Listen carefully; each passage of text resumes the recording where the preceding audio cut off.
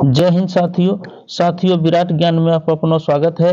साथियों आइए, मैं पहले सामान्य अध्ययन उसके बाद गणित का कुछ चैप्टर लिया। अब मैं पुनः आपके साथ शिक्षण कौशल लेकर के आया हूं, क्योंकि इतना जरूर है साथियों, शिक्षण कौशल भी जानना बहुत जरूरी है। क्योंकि हम अब जो शिक्षण कार्य करीब 10 साल 15 साल से हम लोग करते आ रहे हैं, 2003 से भी हमारे शिक्षक महोदय कार्यरत हैं विद्यालय में, तो उन्हें ये जानकारी है कि बच्चों के लिए कैसी और किस प्रकार की शिक्षा और बच्चों का क्या उम्र और किस उम्र में कैसी शिक्षा मिलनी चाहिए, कब किस तरह की पोषक तत्व मिलनी चाहिए, सभी जानकारी हम सबों को है। और ये सरकार चाहेगी, शिक्षा विभाग चाहेगी कि हमसे शिक्षण कौशल के रूप में भी प्रश्न देगी, और वो प्रश्न से हमें जांचना चाहेगी कि आप जो शिक्षण कार्य कर रहे हैं अपने विद्यालय में, उस विद्यालय में आपके बच्चे जो स्कूल में आ रहे हैं करीब 15 साल से, आप 15 साल से शिक्षण कार्य कर रहे हैं, तो आपको क्या जानकारी है, किस प्रकार की शिक्षा आप दे रहे हैं और बच्चों के विषय में क्या जानकारी है, ये सारी बातें हमसे सवाल के रूप में आएगी। तो चलिए आज हम बच्चों के जन्म से लेकर के कुछ करीब 12, 13, 20 वर्ष तक की उम्र तक के बारे में हम लोग जानते हैं कि किस प्रकार से बच्चों में विकास होता है, वृद्धि होती है, और कौन कौन से बच्चों में लक्षण देखे जाते हैं, बच्चे किस प्रकार से हमारे साथ, हमारे समाज के साथ, माँ बाप के साथ इंटरेक्ट करते हैं। तो चलिए पहला सवाल से हम शुरू करते हैं, ये कहते हुए कि शिक्षक ही सबसे बड़ा, चूंकि माँ सबसे बड़ा गुरु है, उसके बाद पिता है, फिर शिक्षक है, और ये शिक्षक ऐसा शब्द है जो सभी विभागों का मैन्युफैक्चरर है। आप जानते हैं अगर कोई डीएम बने तो किनकी कृपा से, एक गुरु के कृपा से, कोई एसपी बने तो किनकी कृपा से, एक शिक्षक की कृपा से, कोई डॉक्टर बने तो निश्चित है एक गुरु की कृपा से ही बने, अर्थात गुरु ही श्रेष्ठ है। इसीलिए गुरु की महिमा जो है सो समय समय पर कवि ने विशेष रूप से वर्णन किया है। यही बहुत ऐसे कवि हुए जिन्होंने गुरु की महिमा के बारे में बखान किया है। इसीलिए कबीर साहब भी कभी कभी कहे हैं कि गुरु गोविंद दोऊ खड़े, काको लागू पाए, बलिहारी गुरु आप हैं, गोविंद दियो बताए, अर्थात श्रेष्ठ गुरु हैं। इसलिए गुरु को सर्वज्ञानी होना जरूरी है, और हम सब सर्वज्ञानी हैं। अगर कोई डॉक्टर की बात करता है तो शरीर के बारे में जानकारी तो गुरु के पास है, कोई मैथमेटिक्स की बात करता है वो गुरु के पास है, कोई साइंस की बात करता है, केमिस्ट्री की बात करता है, या कोई इतिहास भूगोल की बात करता है, सारे एक गुरु के पास सभी ज्ञान होते हैं। इसीलिए गुरु ही श्रेष्ठ है। चलिए, तो इसीलिए हम पहला सवाल अपने लिए, हम सब शिक्षक भाइयों बहनों के लिए, बच्चों के लिए बचपन का समय होता है। बच्चों के लिए पहला सवाल, बचपन का समय होता है।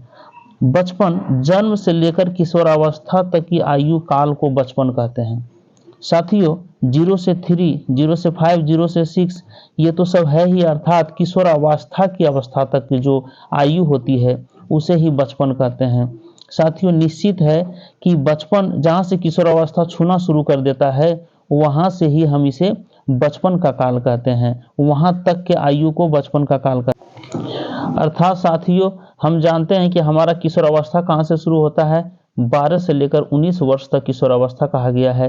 अर्थात 0 से लेकर के हम 12 वर्ष के अंदर 11 वर्ष तक हम बचपन के रूप में ही हैं। लेकिन बचपन का फिर क्लासिफिकेशन है, इसलिए ऑप्शन ए आपका बिल्कुल करेक्ट है इस क्वेश्चन का। चलिए अगले सवाल की ओर चलते हैं साथियों। ये सवाल देखिए बहुत ही इंपॉर्टेंट है। कहता है विकासात्मक मनोविज्ञान में बचपन को बांटा गया है। बचपन को 4 पार्ट में बांटा गया साथियों, 1, 2, 3, 4, अर्थात शैशवा काल, ये जो है ये चलना सीखना, जिसमें बच्चे 1 साल 12 महीने के होते हैं और गिर गिर कर चलना सीखते हैं, ये भी बचपन के अंतर्गत आता है। प्रारंभिक बचपन साथियों खेलने का समय, बच्चे बैठ करके खेलना शुरू कर देते हैं, कुछ भी सामान को पटक देना, उठा के फेंक देना, है ना, और ये बिच्छू को ही पकड़ लेना, सांप भी आए तो पकड़ लेना, उसोई, यहाँ पे कुछ ये होश नहीं होता है कि कौन जीव उसके साथ क्या इंटरेक्ट कर सकता है।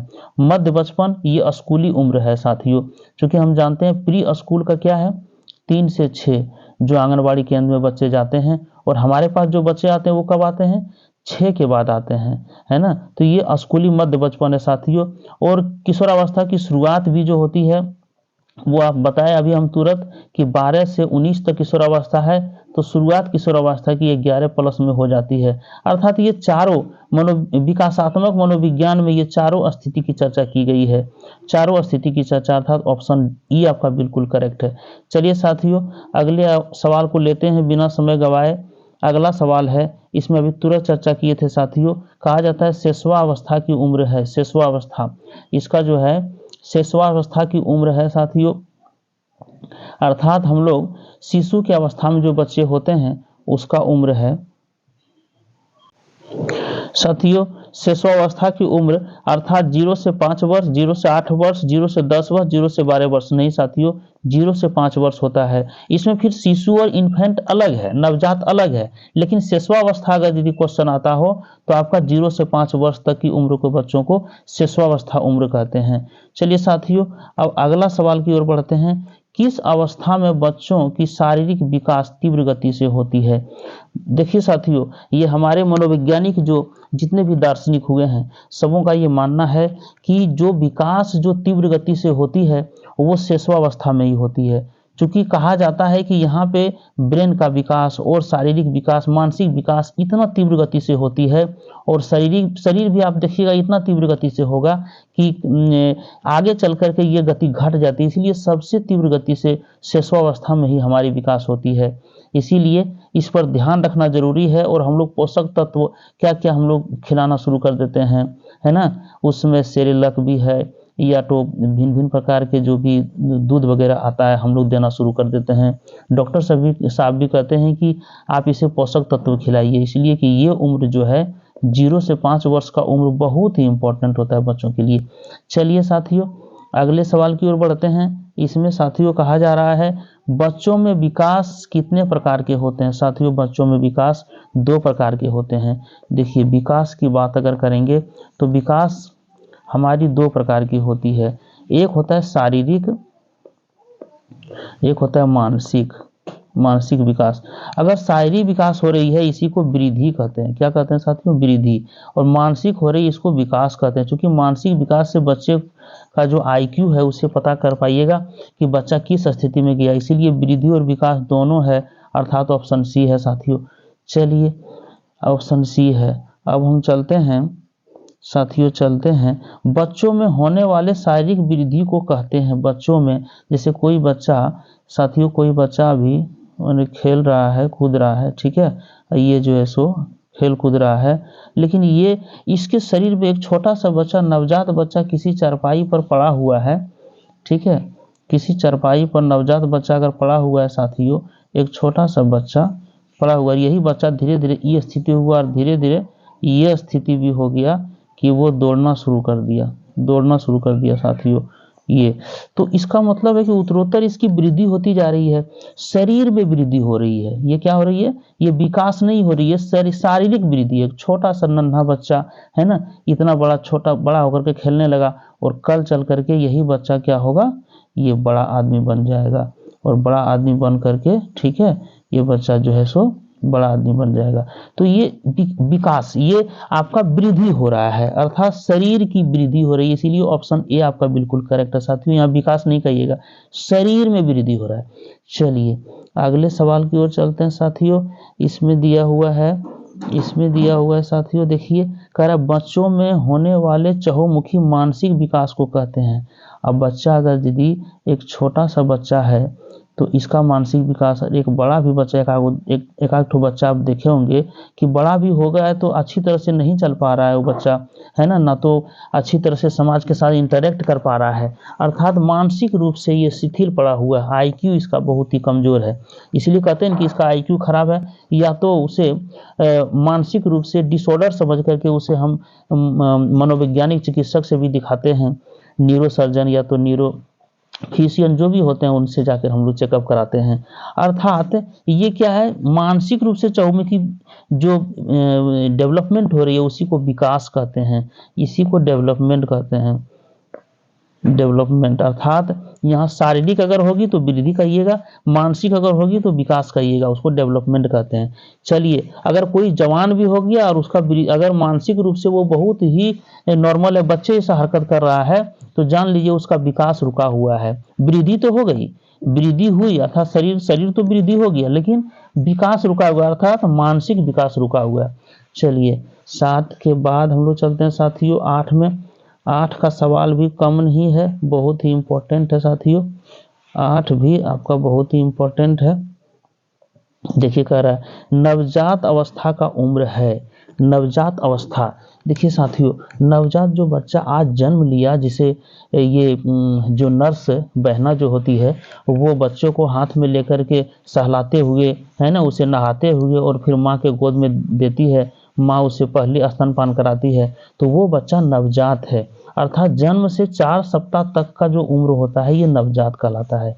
इसे हम लोग बाहर से जो हवा है या तो उसका वेदर है, उससे रोकने के लिए कंबल से ढक करके, तौलिए से ढक करके रखते हैं, है ना। अगर गाड़ी पर चल रहे हैं तो उसे ढक कर ले जानी चाहिए, अगर नहीं तो बच्चा का मुंह सूख जाएगा, है ना। बच्चे चूंकि 9 माह तक माँ के गर्भ में रहे और उसके बाद बच्चा हमारे इस इन्वायरमेंट से आकर के अपने आप को अनुकूलित कर रहा है, तो उस स्थिति में माँ या तो जो माँ होती है, दादी नानी होती है, या तो नर्स होती है, उसका ये हक होता है, उसे ये नॉलेज होनी चाहिए कि नवजात बच्चे को किस प्रकार रखना है, कैसे ढक कर रखना है। तो चलिए, ये सब ऑप्शन नहीं होगा साथियों, अर्थात ऑप्शन सी आपका बिल्कुल करेक्ट है। 0 से 4 माह, मतलब 0 से 4 सप्ताह अर्थात 1 माह के बीच का जो बच्चा होगा उसे ही नवजात कहेंगे। चलिए, सी ऑप्शन बिल्कुल करेक्ट है साथियों। इसके बाद है शैशव काल का समय है।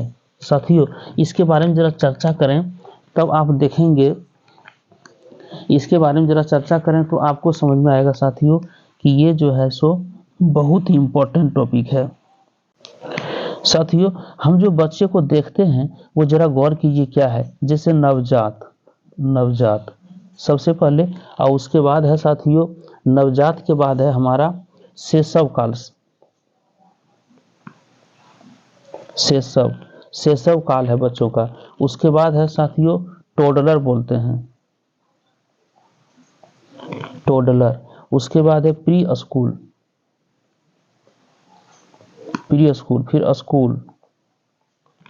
स्कूल एज, और उसके बाद है साथियों किशोरावस्था। तो साथियों, यहाँ पे हम 0 से 4 माह, मतलब 4 सप्ताह, 0 से 4 सप्ताह, बार बार गलत हम लिख रहे हैं, 0 से 4 सप्ताह अर्थात 1 माह।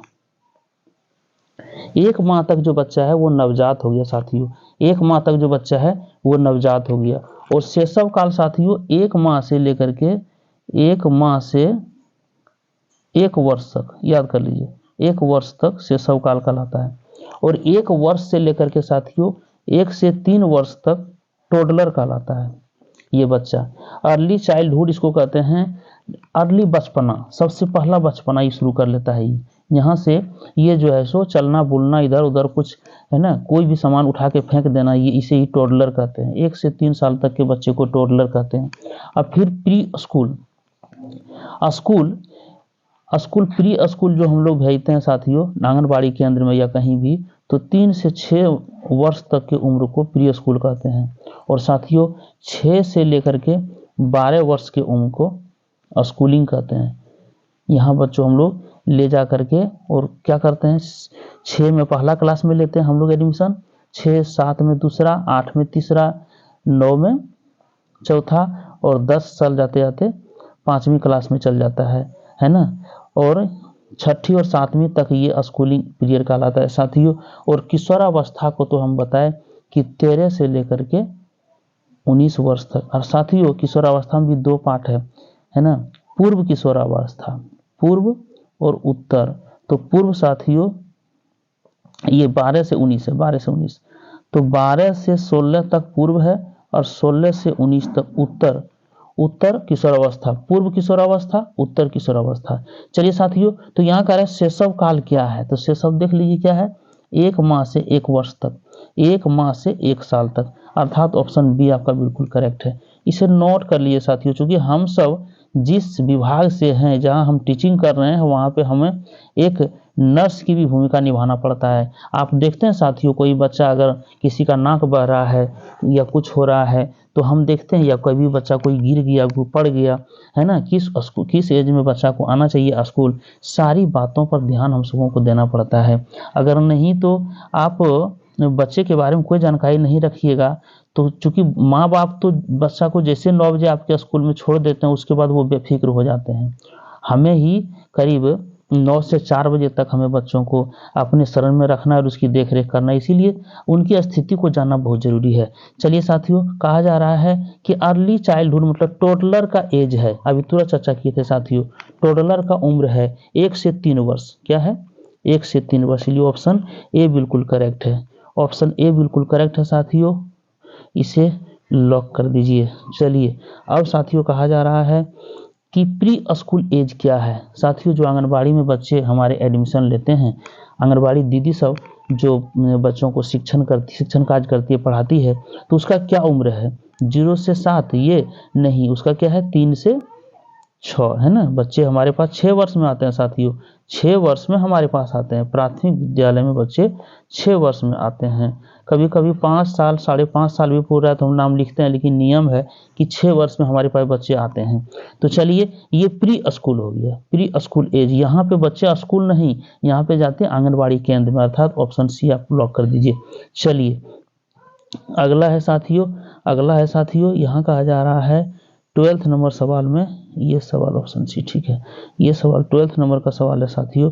इसमें कहा जा रहा है स्कूल एज क्या है, बच्चे कब हमारे स्कूल पहुंचते हैं, हमारे स्कूल बच्चे पहुंचते कब हैं। तो बच्चे अभी हम लोग तुरंत चर्चा किए साथियों कि 6 वर्ष से बच्चा शुरू करता है, 6 वर्ष से 12 वर्ष तक हमारे पास रहता है। अर्थात प्राइमरी या प्राइमरी सेक्शन में भी तो 2 पार्ट है, प्राइमरी प्राथमिक में भी 2 पार्ट है। प्राइमरी सेक्शन में है ना लोअर प्राइमरी 1 to 5 आप जानते हैं, और हायर प्राइमरी इसका मतलब है ये हायर प्राइमरी 6 to 8 है।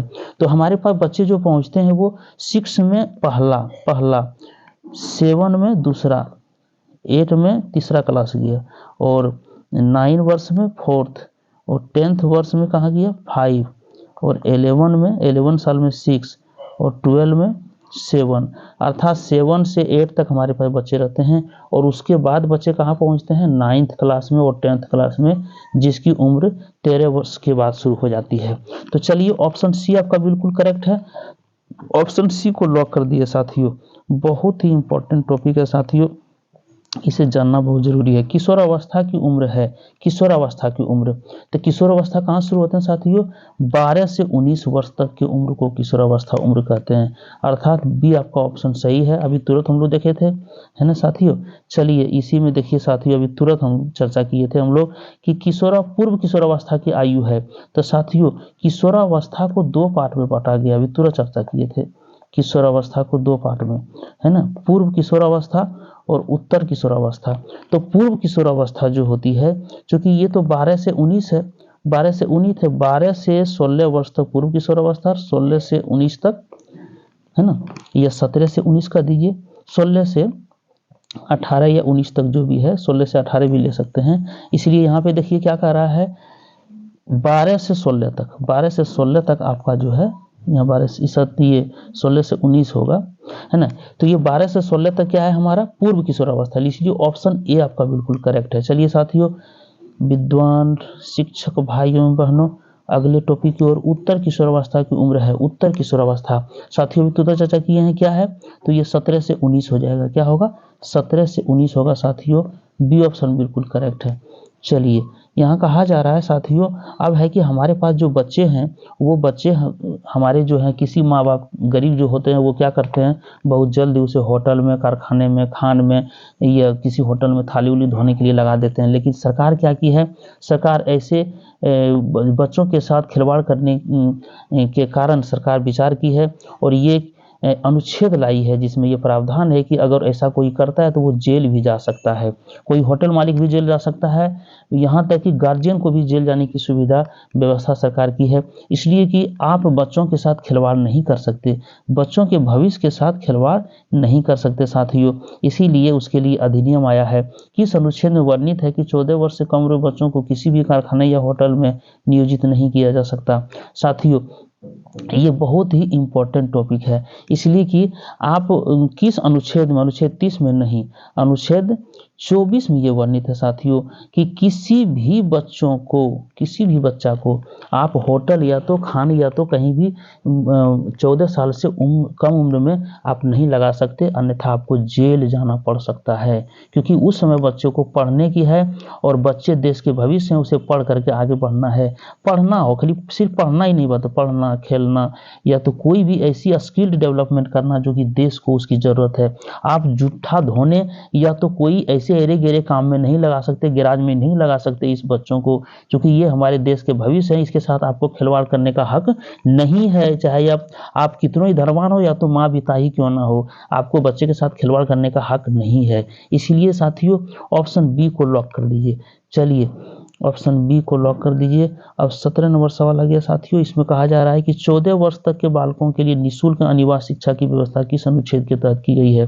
साथियों अनुच्छेद 45 में ये वर्णित है कि बच्चों को आप 14 वर्ष तक शिक्षा देना होगा, 14 वर्ष तक शिक्षा देना होगा। पिछले में था कि 24 में ये है कि 14 वर्ष तक आप किसी भी एरे गेरे काम में जूठा धोने, फलना चिलना या खान उन में कोयला निकालने खान में लगा नहीं सकते, अन्यथा आपको जेल होगा। यहाँ पे है कि 14 वर्ष तक ये सरकार को ये प्रेशर दिया गया है कि आपको अनुवाद एवं निःशुल्क शिक्षा देना होगा। इसलिए साथियों आज देखिए करीब 2 लाख शिक्षक फिर बीपीएससी से बहाल हुए और हम लोग पहले से 4 लाख शिक्षक हैं, अर्थात करीब 6 लाख और पहले से भी शिक्षक हैं। इतने सारे शिक्षक को सरकार क्यों लगा रही है? इसलिए लगा रही है कि वो सरकार जानती है कि हमें क्या करना है। अब बच्चों को ऐसे नहीं छोड़ना है, बच्चे हमारे देश के भविष्य हैं, उनके साथ ये सरकार सही तालमेल के साथ गुणवत्तापूर्ण शिक्षा देने के लिए बहुत ही बड़ी बड़ी कदम उठा रही है। इसीलिए उसी के संदर्भ में हम लोग भी शामिल हुए, हम लोग भी पूर्ण कर्मचारी का दर्जा पाएंगे। इसीलिए यहाँ पे हम सबों को बहुत ही मेहनत करने की जरूरत है। चलिए इसीलिए अनुच्छेद 45 में ये वर्णित है साथियों, ऑप्शन ए को लॉक कर दीजिए, ऑप्शन ए को लॉक कर दिए साथियों। चलिए 18 नंबर सवाल बहुत ही इंपॉर्टेंट है, निम्न में कौन सा गलत है, कह रहा निम्न में कौन सा गलत है।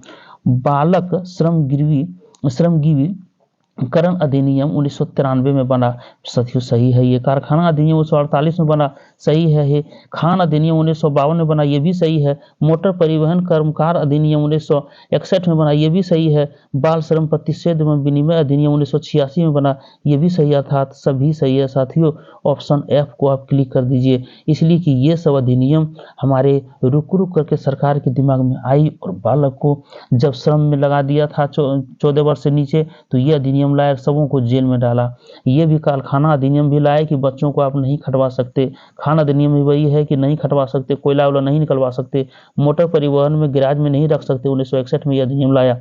और बाल श्रम प्रतिषेध तथा विनिमय अधिनियम भी 1986 में आया। अर्थात समय समय पर बालकों के अधिकार के लिए सरकार नियम लाती रही है, इसीलिए बहुत ही इंपॉर्टेंट ये नियम है, अर्थात ऑप्शन एफ आपका बिल्कुल करेक्ट है। चलिए साथियों 18 के बाद 19 नंबर में यहाँ कहा जा रहा है साथियों कि बाल मनोवैज्ञानिकों के अनुसार प्रारंभ में शिशु में कौन कौन से संवेग पाए जाते हैं। साथियों